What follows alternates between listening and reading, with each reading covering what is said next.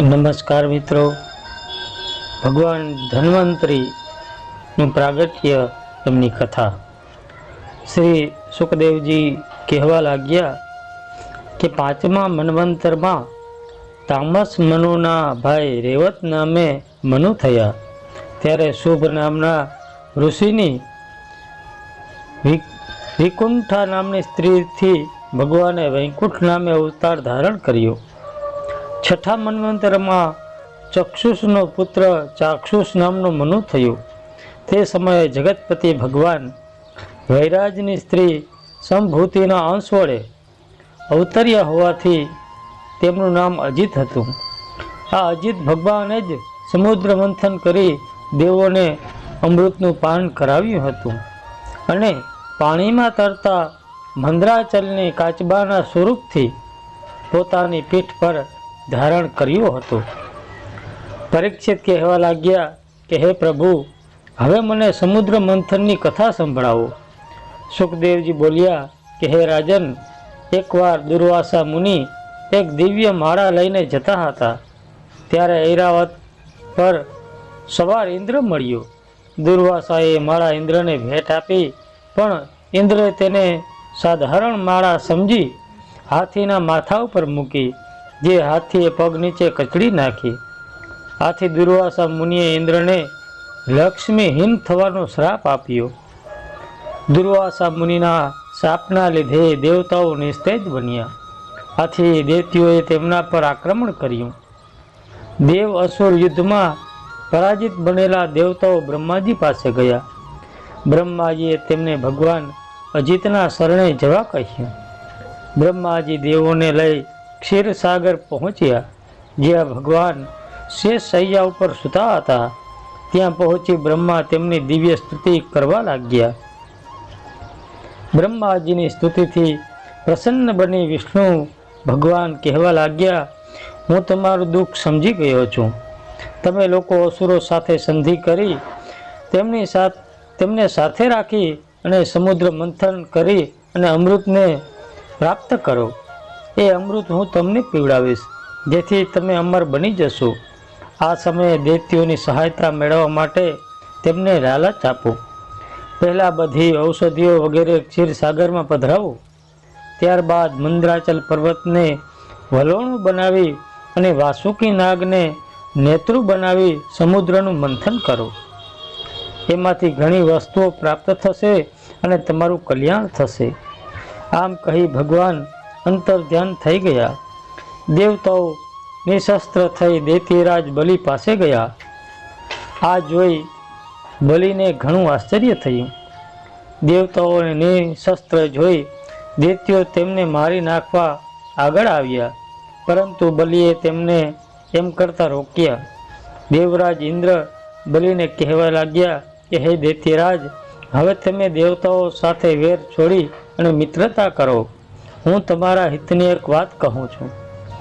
अमे निर्णय लीधो छे कि दैत्यो पण अमारी समान सुंदर बने, जेनाथी लोको तेमना दर्शननी इच्छा करे अने आ वात अमृत पीवाथी ज शक्य बनी सके छे। अमृत समुद्रमां छे। आपणे बधा मळीने पहेला समुद्र मंथन करीए, अमृत बहार काढीए अने पछी अमृत पान करी परस्पर हमेशा प्रेमथी रहीशुं। इंद्रना शब्दोथी प्रसन्न बनी महाबलवान दैत्योए सुवर्णमय मंदराचल पर्वतने उपाड़ी लीधो। ए तेने उपाड़ी लई अने समुद्र तट पर मूकी दीधो। अमृत प्राप्त करवा दैत्यो अने दानवो घणा उत्साह अने आनंदथी देवताओने साथे मळी समुद्र मंथन करवा लाग्या। दैत्योने छेतरवा माटे भगवान विष्णुए देवताओ तरफ वासुकी नागनु मुख राख्युं अने पूंछड़ी दैत्योने आपी। आथी दैत्यो बोली उठ्या, पूछવું अमंगल कहेवाय, एटले अमे सर्पनी पूछ नहीं पकड़ीए। एटले देवताओए वासुकीनी पूछ पकड़ी अने दैत्योए तेमनुं मुख पकड्युं। बंने पक्षो पूरा बळथी समुद्रने मथवा लाग्या। बंने बाजुथी पकड़ेल होवा छतां पण मंदराचल पर्वत घणो ज भारे होय नीचे तरफ डूबवा लाग्यो। થાકેલા દેવતાઓ તથા દૈત્યોને આનાથી ઘણી જ નિરાશા થઈ. ત્યારે ભગવાને કચ્છપ અવતાર ધારણ કરી મંદરાચલને પોતાની પીઠ ઉપર ઉઠાવી લીધો.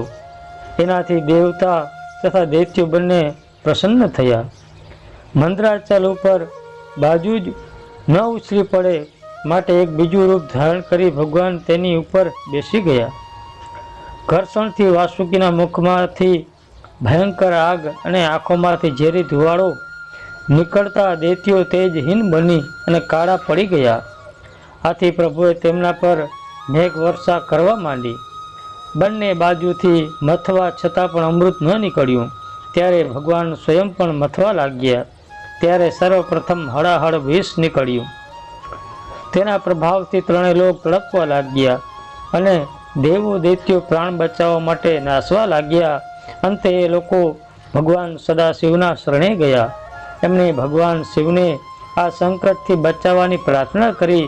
ત્યારે જગતના કલ્યાણ માટે ભગવાન શિવ આ વિષને પાન કરી ગયા. એ વિષ જળનો પાપરૂપ મળ હતો. એણે પોતાનો પ્રભાવ શિવજીને પણ બતાવ્યો, જેના કારણે એમનો કંઠ નીલો બની ગયો. વિષ પીતી વખતે એમાંથી કેટલાક બૂંદ નીચે ટપકી પડ્યા, જેને સર્પો, વીછી અને ઝેરી ઔષધિઓ ચાટી ગયા. ત્યારથી તેઓ પણ ઝેરી બની ગયા છે. શિવજીએ વિષપાન કરતા બધાની ચિંતા દૂર થઈ અને ફરીથી નવા ઉત્સાહથી સમુદ્રને મથવાનું શરૂ કર્યું. આ મંથનથી પહેલીવાર કામધેનુ ગાય નીકળી, જેને યજ્ઞના દૂધ ઘી માટે ઋષિઓએ લઈ લીધી. ત્યારબાદ ઉચ્ચૈશ્રવા નામનો ઘોડો નીકળ્યો, જેને બલિરાજાએ લઈ લીધો. ત્યારબાદ કૌસ્તુભ મણિ નીકળ્યો, જેને ભગવાન શ્રી હરિએ પોતાની છાતી ઉપર વક્ષસ્થળ ઉપર આભૂષણ તરીકે રાખ્યું. પછી કલ્પ વૃક્ષ નીકળ્યું, જેણે સ્વર્ગની શોભા વધારી. ત્યારબાદ અપ્સરાઓ નીકળી, જે દેવતાઓએ સુખ આપનારી બની. ત્યારબાદ સાક્ષાત લક્ષ્મીજી પ્રગટ થયા. દેવતા અને અસુર બધા તેની ઈચ્છા કરવા લાગ્યા. એ કમળમાળા લઈને ધીમી ચાલે આગળ વધ્યા અને જેનામાં સમસ્ત સદ્ગુણોનો નિવાસ કરે છે એવા ભગવાન વિષ્ણુના ગળામાં નાખી ભગવાનના વક્ષસ્થળમાં જઈ બિરાજમાન થયા. ત્યારબાદ કમળનયની કન્યાના રૂપમાં વારુણી નીકળી. વિષ્ણુ ભગવાનની આજ્ઞાથી એને દૈત્યોએ લઈ લીધી. ત્યારબાદ સમુદ્રમાંથી અમૃત કળશ લઈ અને ભગવાન ધન્વંતરી પ્રગટ થયા. જે આ ધનતેરસનો દિવસ એ જ દિવસે ભગવાન ધન્વંતરી પ્રગટ થયા. એટલે એ કળશને લાગ જોઈ બેઠેલા અસુરો ઝૂંટવીને નાસવા લાગ્યા. આ જોઈ દેવતાઓ ઘણા જેતાશ થયા. ત્યારે ભગવાને કહ્યું, દેવતાઓ, તમે અફસોસ ન કરો. હું એમની વચ્ચે વૈમનસ્ય ઊભું કરાવી અમૃત પાછું લાવ્યું. આમ કહી ભગવાને એ સમયે અદ્ભુત સુંદર સ્ત્રીનું રૂપ ધારણ કર્યું. ત્યારે આ બાજુ દૈત્યો વચ્ચે અમૃત પીવા માટે ઝઘડો થવા લાગ્યો. ત્યારે સાથે મારામારી પણ કરવા લાગ્યા. ત્યારે જ તેમની સામે એક અદ્ભુત સૌંદર્યવતી સ્ત્રી આવી. એ લાવણ્યથી મોહિનીના રૂપ જોઈને દૈત્યો પણ જોવા લાગ્યા. મોહિત થયેલા દૈત્યો ઝઘડાનું ભૂલી ગયા અને તેમને અમૃત કળશ મોહિનીના હાથમાં સોંપી દીધો અને ન્યાયપૂર્વક અમૃત વહેંચવાની પ્રાર્થના કરી. ભગવાન બોલ્યા, તમે મુજ ઉલટા ઉપર આટલો વિશ્વાસ કેમ કરો છો? વિદ્વાનો તો સ્વચ્છંદ અને વ્યભિચારની સ્ત્રીઓ પર વિશ્વાસ નથી કરતા. છતાં તમારો આગ્રહ છે તો હું અમૃત વહેંચીશ, પણ તમારે હું જે કહું તે પ્રમાણે બધાને માનવું પડશે. મોહિની રૂપથી અંજાયેલા દૈત્યોએ બધી વાતો સ્વીકારી લીધી. બધા બેસી ગયા. મોહિની દૈત્યોને મીઠા મીઠા શબ્દોથી રીઝાવતી પહેલા દેવતાઓને અમૃત પીવડાવવા લાગી. આ જોઈ રાહુ નામનો એક દૈત્ય વેશ બદલીને દેવતાઓની લાઈનમાં જઈને બેઠો. દેવતાઓની સાથે એને પણ અમૃત પી લીધું. પણ સૂર્ય અને ચંદ્રમાને આ વાતની ખબર પડી ગઈ અને તેમણે તેનો ભેદ ખોલી નાખ્યો. ભગવાને સુદર્શન ચક્રથી તેનું માથું કાપી નાખ્યું, પણ અમૃત પીવાથી તેનું માથું અને ધડ બંને અમર બની ગયા. બ્રહ્માએ તેમને રાહુ કેતુનું નામથી ગ્રહોમાં સ્થાન આપ્યું. આ જ વેરના કારણે રાહુ કેતુ સૂર્ય અને ચંદ્રમાને ગળી જાય છે, જેને ગ્રહણ કહેવાય છે. દેવતાઓને અમૃત પીવડાવ્યા બાદ ભગવાને મોહિની રૂપ ત્યાગી પોતાનું અસલ સ્વરૂપ ધારણ કર્યું અને તેમના ધામ ચાલ્યા ગયા. પોતાની સાથે દગો થયો છે એ જાણી અસુરો ચીડાઈ ગયા અને તેમણે દેવતાઓ સાથે ઉગ્ર યુદ્ધ શરૂ કર્યું. દૈત્યો પોતાની માયાવી શક્તિથી યુદ્ધ કરવા લાગ્યા, જેનો મુકાબલો દેવો ન કરી શક્યા. તેથી ગભરાયેલા દેવતાઓ રક્ષા માટે વિશ્વના જીવનદાતા ભગવાનની પ્રાર્થના કરવા લાગ્યા. ભગવાન ગરુડ ઉપર બેસી તુરત યુદ્ધભૂમિમાં પહોંચ્યા. એમના આગમનથી દૈત્યોની કપટ ભરેલી આસુરી માયા નાશ પામી. સિંહ પર બેઠેલા કાલનેમી દૈત્યે ગરુડ ઉપર ત્રિશૂલ ફેંક્યું. ભગવાન એને પકડી એના વડે જ કાલનેમીનું શરીર કાપી નાખ્યું. ત્યારબાદ માલી, સુમાલી અને માલ્યવાન નામના મહાબળવાન દૈત્યોનો ભગવાને વધ કર્યો. સુખદેવજી બોલ્યા, ત્યારબાદ ઇન્દ્રએ બલિને વજ્ર માર્યું. બલિ પૃથ્વી પર પડી ગયો.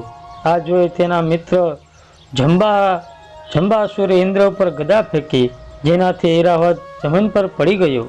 ઇન્દ્રનો સારથી માતલી 10,000 ઘોડાવાળો એક રથ લઈને આવ્યો. એમાં બેસીને ઇન્દ્રએ જંબાસુરનું માથું કાપી નાખ્યું. આ જોઈ દૈત્ય નમૂચી ઇન્દ્ર ઉપર પ્રહાર કરવા લાગ્યો. બંને વચ્ચે ભયંકર યુદ્ધ થયું, પરંતુ કોઈ પરિણામ આવ્યું નહીં. અંતિમ ઉપાય તરીકે ઇન્દ્રએ તેના પર વજ્રનો પ્રહાર કર્યો, પણ એને મારવામાં જ વજ્ર પણ નિષ્ફળ ગયું. આથી ઇન્દ્ર નિરાશ થઈ ગયો. ત્યારે જ આકાશવાણી થઈ કે હે ઇન્દ્ર, ડરો નહીં. એને વરદાન મળ્યું છે કે કોઈ સૂકા અથવા ભીના પદાર્થોથી મરશે નહીં, માટે કોઈ બીજો ઉપાય કરો. વિચાર કરી ઇન્દ્રએ સમુદ્રના પીણના પ્રહારથી નમૂચીનું માથું કાપી નાખ્યું. દેવો તથા દાનવોનો આ વિનાશ જોઈ બ્રહ્માએ નારદને યુદ્ધ બંધ કરવા માટે મોકલ્યા. નારદે દેવતાઓને અનેક રીતે સમજાવ્યા, એટલે એમની વાત માની દેવતાઓ સ્વર્ગમાં જતા રહ્યા. આ પ્રમાણે જે કોઈ આ ભગવાન ધન્વંતરીની કથા સાંભળે એમને સર્વ પ્રકારે કલ્યાણ થાય અને બધી જ મનોકામનાઓની પૂર્તિ થાય. ઓમ નમઃ તે